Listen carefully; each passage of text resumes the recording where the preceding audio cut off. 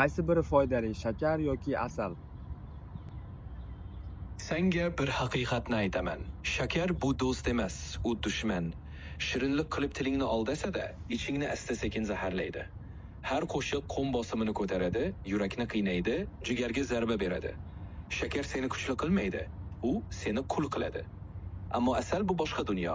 U oddiy shirin emas, u tiriklik nektari. Asalda vitamin bor, minerallar bor.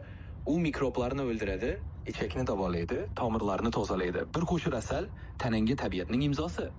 Lekin aldanma, asal ham shakarni o'zida yashiradi. Me'yorni yo'qotdingmi, foyda o'rniga zarar bo'ladi. Shirinlikdagi eng xavfli dars ortiqcha degan so'z. Shakar sun'iy zavodning mahsuli, asal tabiiy aringning mo'jizasi. Biri seni sekin o'ldiradi, biri seni asta tuzatadi. Qaysi tomonni tanlaysan, bu sening hayoting.